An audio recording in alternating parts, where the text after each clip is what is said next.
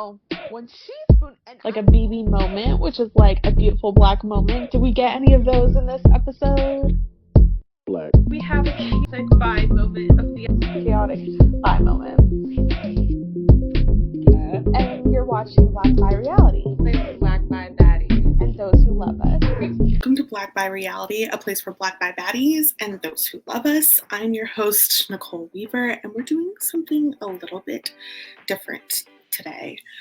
This is more of a get ready with me for my day as I talk about this week in our shows that we cover here at Black by Reality, which we do cover reality TV through a Black queer lens.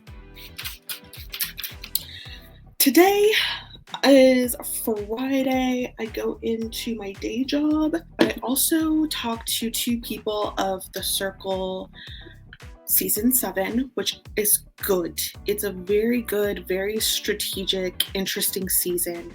I talked to Jadasia and K-Fern, so I'm very excited about that.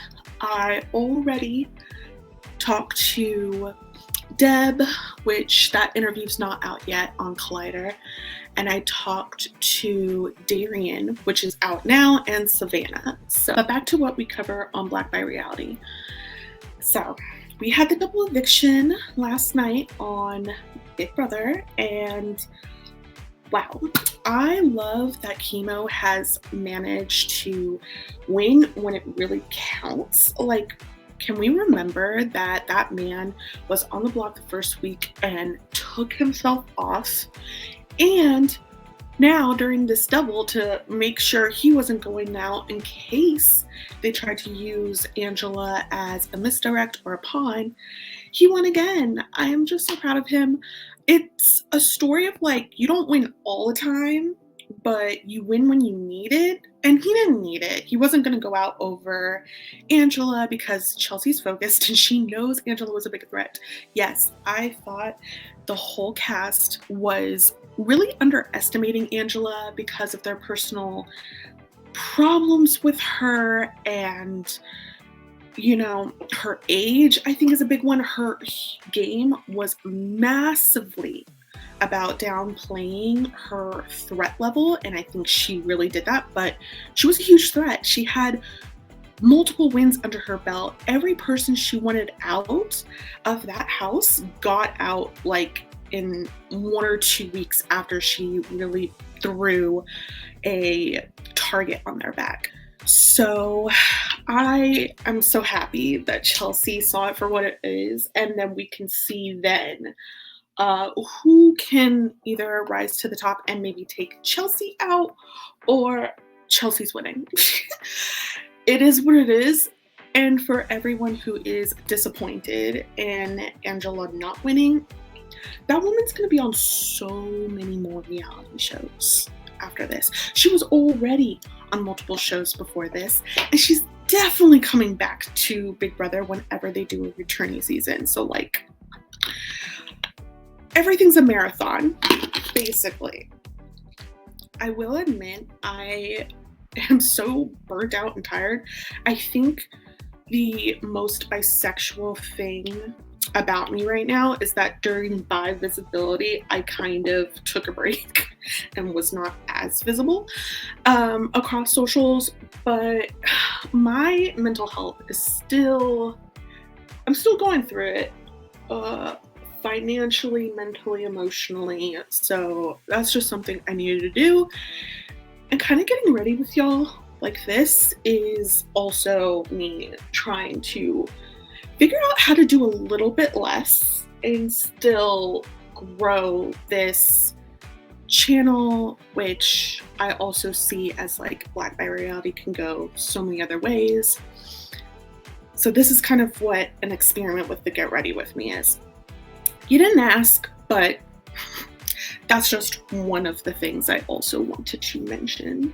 I don't have a particular favorite to win, which I think is probably a good thing for my mental health. So we'll just see where things go from there. And then other than that, moving on to Survivor 47. We are going to do recaps with alumni again.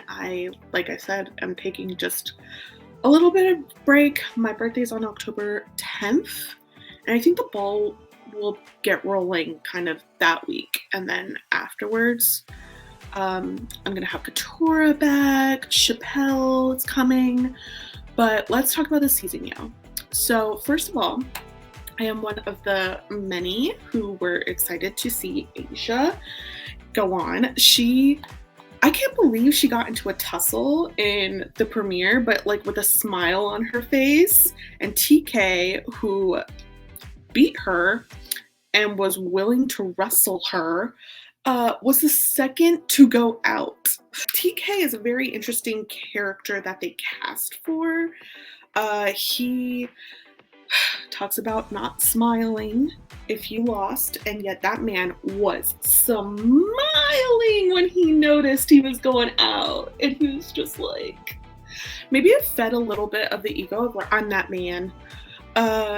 Get me out after John Lovett, which I am so gagged and like also loving that they got out John Lovett first. At first, I did not know how many of them knew who he was, but their reactions to him not returning for that challenge, I was like, oh, they knew. They knew. No, this is $1 million. We're not playing around and just gonna let you get as close as you can when you're a freaking speechwriter. Too convincing. That's too powerful.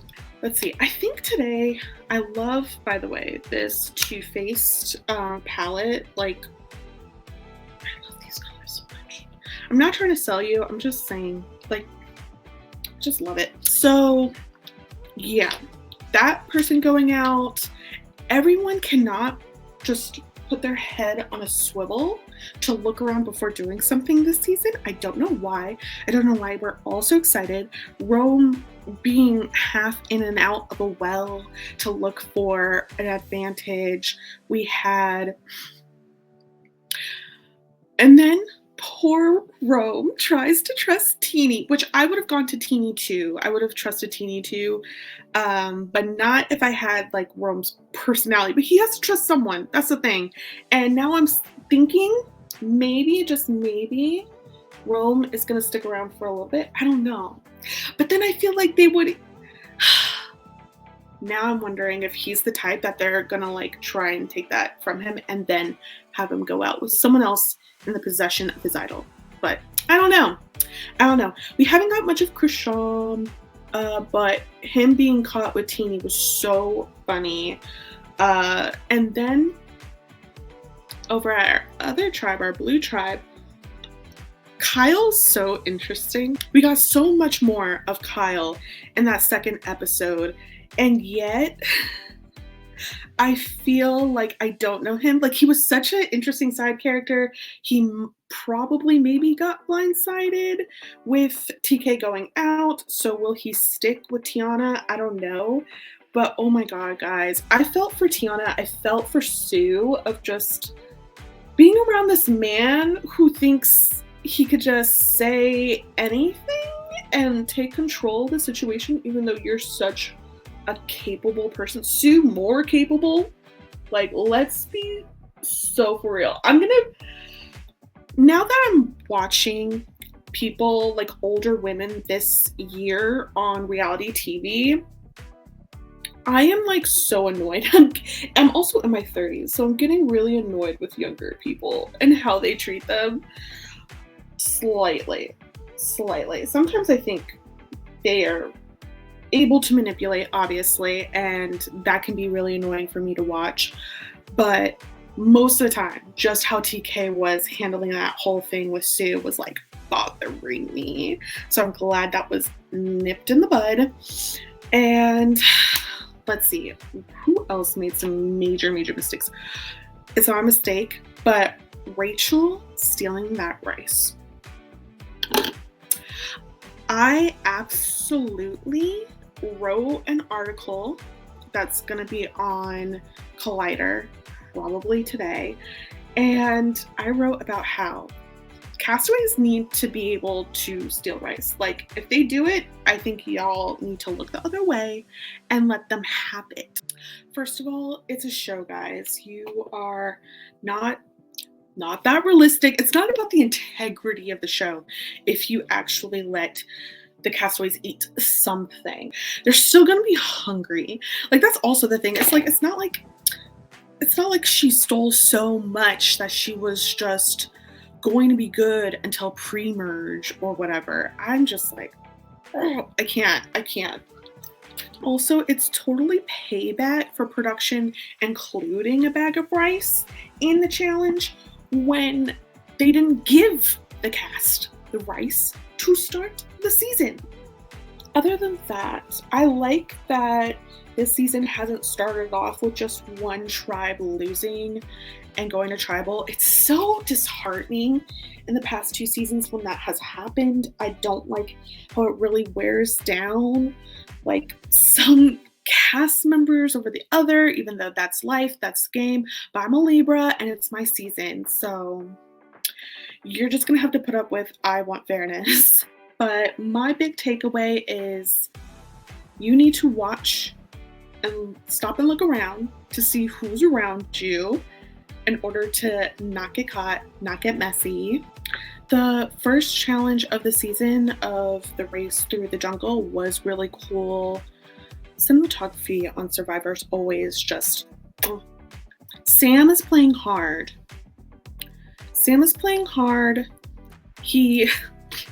Poor Andy. Okay, let's talk about Andy. So Andy, I love. There's a lot of people can criticize Andy because it was like the first 2 days and things are already coming up for you. People can talk about the psych evals. I think I need you guys to think when you talk about psych evals, because if you think those evals really rule out what you think it rules out, no.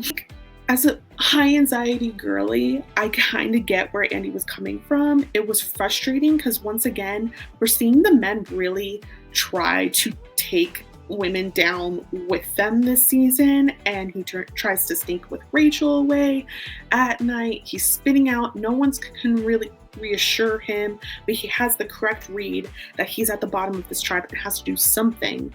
So he's like, I know I should throw a target on John's back, and it worked. Like, I have to like stand a little bit. So I love Andy for that, and I love him trying to figure out and be scrappy of just how to stay until pre-merge or until the merge. So he's being babysat, and he knows it. He knows that probably he should be going out looking for an idol. The man finds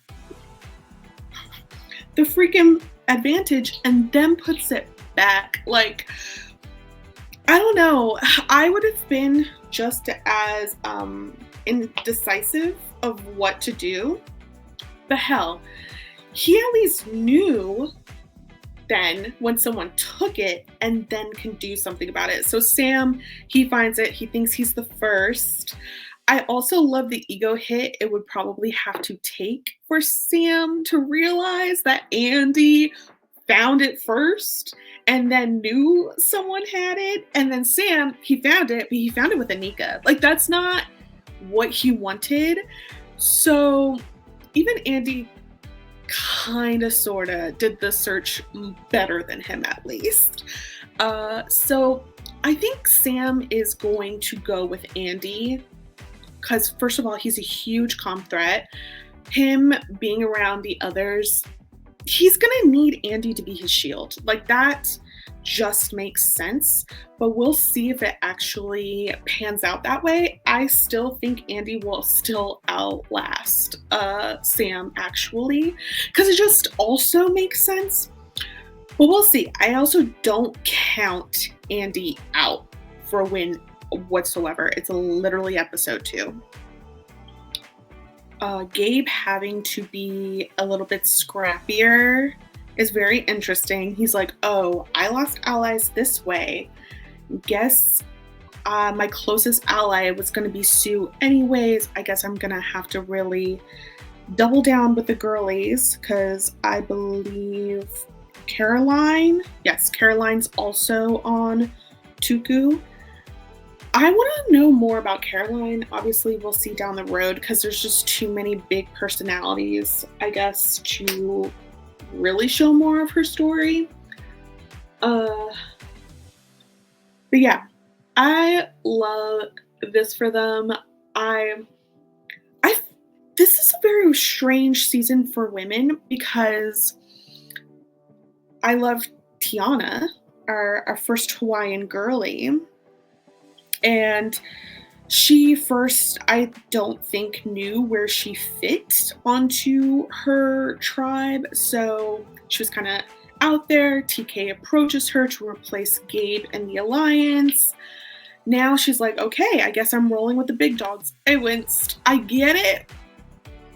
But I winced. I was like, I want more. And then the minute that TK kind of bit her in the butt, I was like, all right, great. I think she handled it perfectly. Oh my gosh. Yes, TK rolled up. And Kyle, I'm keeping an eye on you because you could have warned Tiana. I think her back was to TK and you did not say anything. But then again, yeah, that's how you keep a number two. That's how you be a middleman. But wow. And after that, I think she let TK think that he was telling her something, had the upper hand in that conversation, and she went the other way. So I love that for her and the other women on the tribe. I kind of hate that the other women then were like not sure where to go with Tiana because she was linked up with those other two men. But it's too early. It's way too early to like rule her out of being with the girlies. So I'm just hoping that they all find a way to work together to move forward.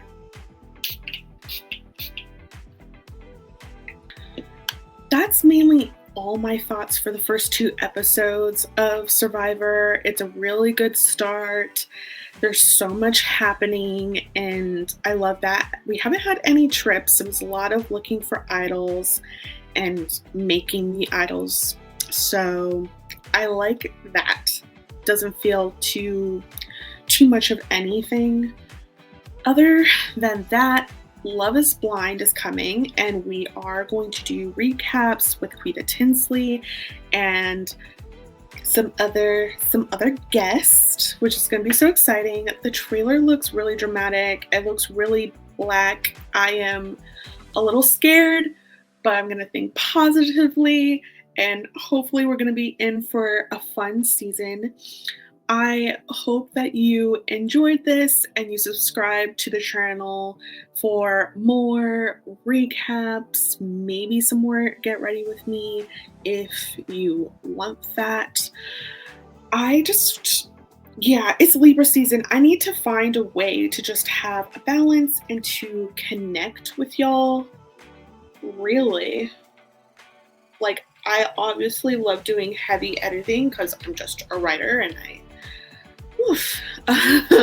I'm used to that, but maybe this is the trick to get around so much work and editing on my end to connect with you guys more regularly without burning out, because I absolutely have felt like I have been burning out. I'm sure you guys have too. It's hard out there. I hope you guys are taking care of yourself and also trying to find your balance during this month. And of course, for my bi peeps who have followed this channel, I love you guys. I hope you feel visible around this time as well as the rest of the year. Yeah, it's hard that people don't always see us, don't always accept us, and don't know where we fit in. My whole goal with this channel is that Black bi people, bi pan people do feel like they have a place that fit in and that can talk about pop culture through a lens that's similar to theirs, and just living a little bit in the gray. I showed Jordan Star Wars for the first time, so we watched the originals first and then we went to the prequels next, and I haven't seen the prequels in a very long time. But I will say, I loved that Obi-Wan tells young Anakin that only a Sith talks in absolutes. And I'm like, it's in my head, because I'm like, yeah, I have to stop thinking in absolutes so I can be kinder to myself, but also I'm a Black queer person. Why would I ever think in like absolutes? Being bisexual is not about absolutes. I don't know. Here's to proceeding for a day of multiple jobs. Let's get it, and let's finish out this week strong. Oh, and obviously I have a new background. I have a new bi background. I just had the vision of like, first of all, I wanted you guys to see my hair. I wanted you guys to see the decor I have in the back more clearly, but also I wanted it to be bi and colorful like everything else on this channel. I just have too much Libra and Taurian to be like, does that look cute? Does that look pretty to me? And of course, Jordan helped me as always. I just wanted some nice felt, and I think it looks good. Also, these skulls are actually centerpieces from the best gay goth wedding ever, and they're definitely going to be here to stay through like spooky season, but it's so good I want to kind of keep it year round. Anyways, I absolutely should have taken away those lights better. All right, guys, have a good one. I hope you feel visible today. You know what? That's going to be my sign out now. I hope you feel visible today. You are visible to me. Goodbye.